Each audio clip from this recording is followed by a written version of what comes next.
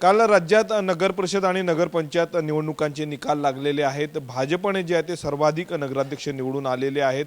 अमरावती जिल्ह्यामध्ये जर आपण पाहिलं तर 6 नगराध्यक्ष भाजपचे निवडून आलेले आपल्यासोबत रवी राणा आहेत। भाऊ काय सांगणार, मोठं यश राज्यात भाजपला मिळालेलं आहे, परंतु अमरावती जिल्ह्यामध्ये 6 ठिकाणी विजय मिळवता आला। नाही, महाराष्ट्रामध्ये ज्या पद्धतीनं भाजपचे नगराध्यक्ष सगळ्यात मोठा पक्ष म्हणून भारतीय जनता पार्टी जो पुढे आलेला आहे, देवाभाऊचे केलेले कामं, देवाभाऊची लोकप्रियता आणि देवाभाऊनी महाराष्ट्राच्या कानाकोपऱ्यामध्ये जनतेला दिलेला न्याय याची पावती खऱ्या अर्थानं सगळ्यात मोठा पक्ष म्हणून भारतीय जनता पार्टी महाराष्ट्रामध्ये पुढे आलेला आहे। अमरावती जिल्ह्यामध्ये 6 नगराध्यक्ष आलेले आहे। काही चांदूर बाजारमध्ये जे आले नगराध्यक्ष तेही भारतीय जनता पार्टीचंच मुळातलं कार्यकर्ता होता। आज तुम्ही पाहिलं की एका दर्यापूरमध्ये एकनाथ शिंदेंच्या सेनेमुळं तिथे पराभव झाला। तर असं मला असं वाटतं की काँग्रेसमुळं कोणता इफेक्ट झाला किंवा महाविकास आघाडीमुळं काही इफेक्ट झाला असं चित्र कुठं नाही आहे। कुठेतरी खेळीमेळीच्या वातावरणामध्ये काही तिकिटा देताना कुठं एखाद्या ठिकाणी चूक झाली, त्याचा फायदा दुसऱ्यांनी घेतला, म्हणून तिथे भाजप कमी पडली। पण भारतीय जनता पार्टीला अमरावती जिल्ह्यामध्ये 6 नगराध्यक्ष हे मोठं यश आहे, मोठी एक कामगिरी बजावलेली आहे, मोठ्या कामाची पावती या ठिकाणी मिळाली आहे। त्याच्यामुळं कुठेही काही हे नाही आहे। भारतीय जनता पार्टी हा अमरावतीमध्ये पण सगळ्यात नंबर 1 पक्ष आहे आणि महाराष्ट्रामध्ये सुद्धा नंबर 1 झालेला आहे। भाजपमुळे अंतर्गत गडबाजीमुळे कुठेतरी जागा वाटपामध्ये घोळ झाला का? ज्या पद्धतीनं चांदूर बाजारचा उमेदवार वेळेवर प्रहार नाही होत। भाजपमध्ये ज्या पद्धतीनं चांदूर बाजारमध्ये नगराध्यक्ष नांगलिया जे आहे ते भारतीय जनता पार्टीकडेच वारंवार तिकीट मागत होते।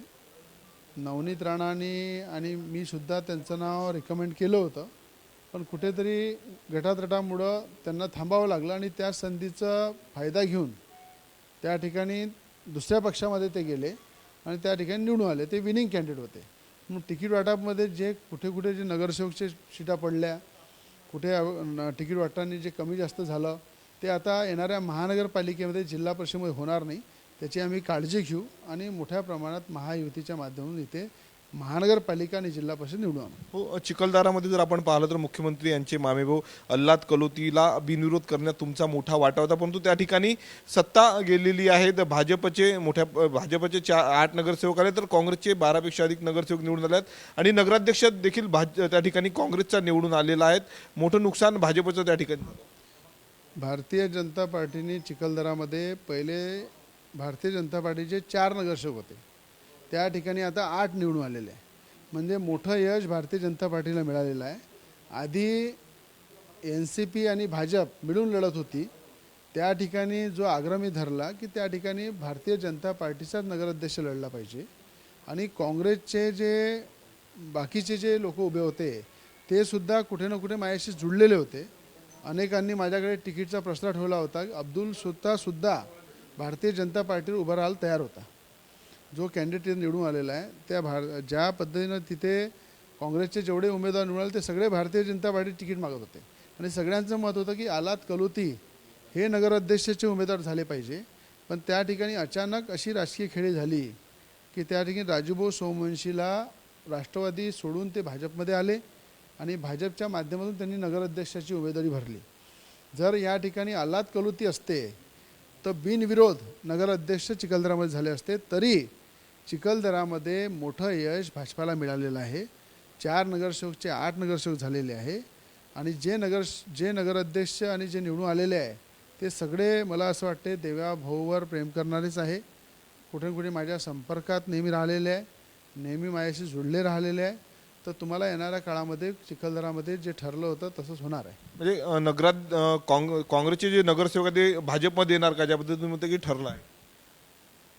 जे इलेक्शनच्या आधी ठरलं होतं, जे आपसामध्ये बसून ठरलं होतं, त्या पद्धतीनं येणाऱ्या भविष्यामध्ये चिखलदरामध्ये मोठा बदल तुम्हाला दिसेल। तो एक शेवटला प्रश्न, राज्यामध्ये जर आपण पाहिलं तर ठाकरेंना पाहिजे तसं यश मिळालेलं नाही आहे। 2 अंकी देखील आकडा उद्धव ठाकरेंची शिवसेना गाठू शकते। उद्धव ठाकरेंची उभाटा जी आहे ती आता घराच्या वरांड्यातला जो बाकडा असते तशा परिस्थिती झालेली। या ठिकाणी कधी काँग्रेसला पकडून उभाटानं राजकारण केलं, कधी NCPला पकडून राजकारण केलं, आता मनसेला पकडून ते मुंबईमध्ये महानगरपालिका लढत आहे. मुंबई त्यांचा जीव की प्राण आहे. मुंबईची जनताशी त्यांना घेणदेण नाही आहे, पण मुंबईच्या महानगरपालिकेतून मिळणारा मलिदा जो आहे, मुंबईच्या महानगरपालिकेतून येणारं जे इन्कम आहे ते मातोश्रीवर कसं पोचलं पाहिजे, ते उद्धव ठाकरेंच्या तिजोरीमध्ये कसं आलं पाहिजे, ठेकेदारांचं राजकारण तिथलं कसं चाललं पाहिजे, यासाठी उद्धव ठाकरेंचा जीव महानगरपालिकेमध्ये अटकलेला आहे. आणि मला असं वाटतं हे मजबुरी, मनसे आणि उबाटा हे मजबुरीचं गठबंधन आहे. या मजबुरीच्या गठबंधनाला तिथली जनता चांगली जाणते. म्हणून एक हाती त्या ठिकाणी मुंबई महानगरपालिकेवर भाजपचा महापौर बनेन ही काळ्या दगडावरची पांढरी रेघ आहे. आणि त्या ठिकाणी देवाभाऊचा पुन्हा चमत्कार त्या ठिकाणी चालेल, अशा प्रकारची परिस्थिती मुंबईची जनता देवाभाऊवर विश्वास ठेवते. नक्कीच मुंबई महानगरपालिकेवर एका हाती भाजपची सत्ता येईल आणि त्या ठिकाणी भाजपचाच महापौर होईल अशी मोठी प्रतिक्रिया आमदार रवी राणांनी दिलेली आहे. कॅमेरामॅन निकेत दहातोंडेसह मी स्वप्नील उमप, TV9 मराठी, अमरावती.